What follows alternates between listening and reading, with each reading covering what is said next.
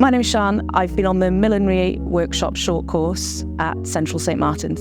It's been great because I've had no experience apart from making a few sewn bucket hats before. We've done loads. We've done felt hats, cinema hats. I'm coming away with something I feel I could wear to an event.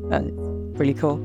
I think learning new skills is obviously the biggest part of it, and having skills that I feel I can take away and actually have a go with. It's not that, well, it was great, there was equipment here, we could do it, but I can't do it at home. So we've got techniques and skills and ways of doing it. And also meeting other people. I mean, like-minded people who want to have a go, want to be given the skills rather, quite often these days people think they can get them from a book or online, and that's a good way of doing it, but it doesn't beat having somebody in front of you showing you exactly how to fold something or where you've made a mistake sometimes. And it's the little mistakes that, spoil a really nice project. I think it's been really good. I've done quite a few craft similar courses in the past, and this just definitely rates up there with them.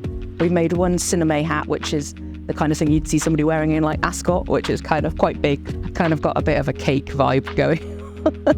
And then the other one is a felt hat. I'm kind of trying to style it sort of 1920s, it's cloche, so it's now about getting the sort of ribbons and everything onto it. I've made bucket hats, which are the sort of sewn ones, the kind of thing you might see at a festival or on the beach.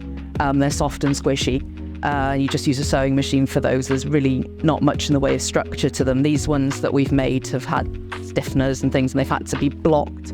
So we've had proper blocks and pins and set them, and it's the techniques for that which are really the most important things I think we've learned, and how to put the wire and structure things so they'll stay in the shapes that we've chosen.